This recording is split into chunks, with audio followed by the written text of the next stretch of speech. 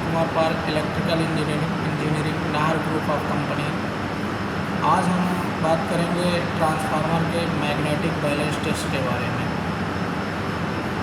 सबसे पहले हम जानेंगे मैग्नेटिक बैलेंस टेस्ट होता क्या है।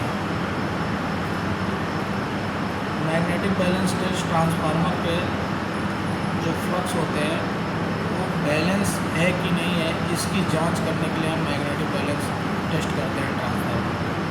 इन केस यदि ट्रांसफार्मर में मैग्नेटिक बैलेंस असंतुलित हो जाएगा तो क्या क्या प्रॉब्लम आ सकती है ट्रांसफार्मर में। यदि हमारे ट्रांसफार्मर में मैग्नेटिक फ्लक्स असंतुलित हो जाता है तो हमारे ट्रांसफार्मर में हीटिंग ज़्यादा होती है, जिसकी वजह से हमारे ट्रांसफार्मर में इंसुलेशन ख़राब होने का ज़्यादा चांसेस होता है और शॉर्ट सर्किट होने की चांसेस ज़्यादा हो सकती है। तो आइए हम बात करते हैं मैग्नेटिक फ्लक्स के बारे में। तो सबसे पहले हम जानेंगे कि ट्रांसफार्मर में दो वाइंडिंग होती है, एक HV साइड वाइंडिंग, एक LV साइड वाइंडिंग। हमारे पास यह transformer 11 kV by 440 volt AC 2 MVA DYN11 का ट्रांसफार्मर है। D का मतलब होता है HV side delta and LV side star. N का मतलब होता है न्यूट्रल और 11 का मतलब होता है फेज डिस्प्लेसमेंट। इसके बारे में हम आगे बात करेंगे जब हम वेक्टर फेजर डायग्राम के बारे में बात करेंगे, तो इसके बारे में हम डिटेल से बताएंगे। तो सबसे पहले फ्रेंड्स हम LV side magnetic balance test करेंगे। जैसा कि आप देख रहे हैं कि ये हमारा ट्रांसफार्मर है, ये HV वाइंडिंग है और ये LV वाइंडिंग है। सबसे पहले जानेंगे कि इस ट्रांसफार्मर में मैग्नेटिक रिलेक्टेंस कितने हैं। तो जैसा कि आप देख रहे हो कि इस ट्रांसफार्मर में मैग्नेटिक रिलेक्टेंस 2 है, एक AB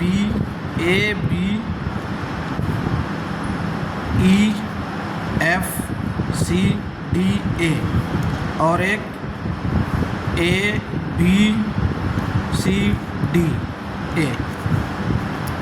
यदि मैग्नेटिक रिलेक्टेंस ज़्यादा होगा तो हमारा जो फ्लक्स जनरेट होगा वो कम होगा, और यदि मैग्नेटिक रिलेक्टेंस कम होगा तो हमारा फ्लक्स ज़्यादा जनरेट होगा। तो सबसे पहले हम क्या करेंगे कि हम मैग्नेटिक बैलेंस टेस्ट करने के लिए हम R और N के बीच में 220 वोल्ट AC पुटअप करेंगे। फिर उसके बाद हम Y और N एंड B और N में वोल्टेज चेक करेंगे। R N में अगर हम 220 वोल्ट AC पुटअप किए हैं तो Y और N और B और N इन दोनों का सम इसके इक्वल होना चाहिए। यदि ये इक्वल नहीं है तो हमारे ट्रांसफार्मर में मैग्नेटिक बैलेंस डिस्टर्बेंस है। तो मैग्नेटिक बैलेंस चेक करने के लिए सबसे पहले यदि हम ट्रांसफार्मर में मेगल लगाए हैं तो सबसे पहले हम इसको डीमैग्नेटाइजिंग कर लेते हैं।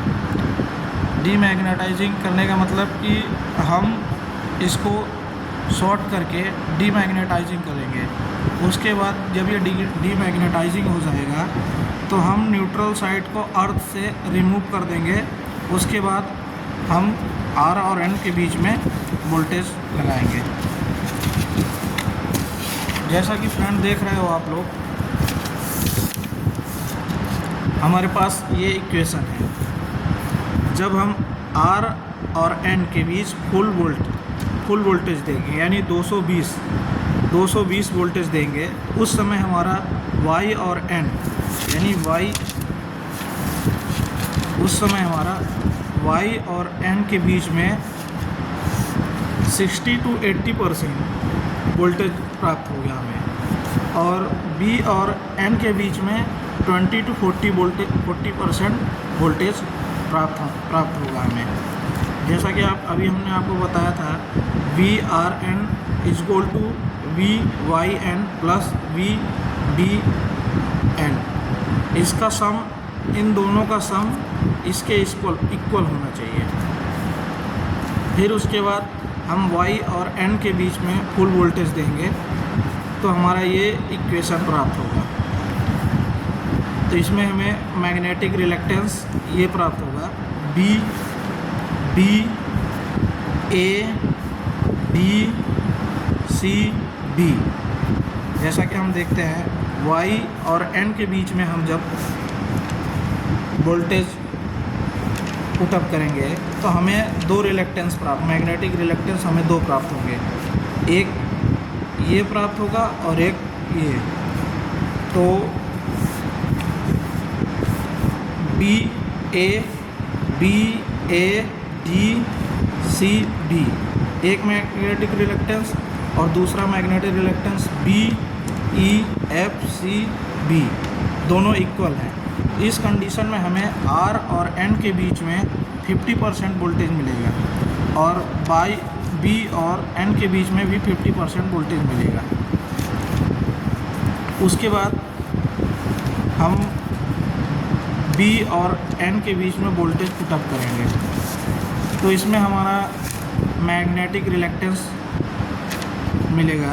जब हम B और N के बीच में वोल्टेज पुटअप करेंगे तो हमारा मैग्नेटिक रिलक्टेंस मिलेगा E B A D C F E। एक मैग्नेटिक रिलक्टेंस ये मिलेगा और दूसरा मैग्नेटिक रिलक्टेंस मिलेगा E B C F E। जैसा कि आप देख रहे हैं ये मैग्नेटिक रिलक्टेंस ज़्यादा है और ये मैग्नेटिक रिलक्टेंस कम है। इसका मतलब इसमें फ्लक्स इंड्यूस ज़्यादा होगा और इसमें फ्लक्स इंड्यूस कम होगा। तो हमें वोल्टेज जो प्राप्त होगा, जब हम मल्टीमीटर से चेक करेंगे R और N के बीच में, जब मल्टीमीटर से चेक करेंगे तो हमें 20 से 40% वोल्टेज मिलेगा और जब हम B और N के बीच में वोल्टेज चेक करेंगे तो हमें 60 से 80% वोल्टेज मिलेगा। Thank you friends. आगे हम आपको HV side magnetic balance test करना बताएंगे। Thank you.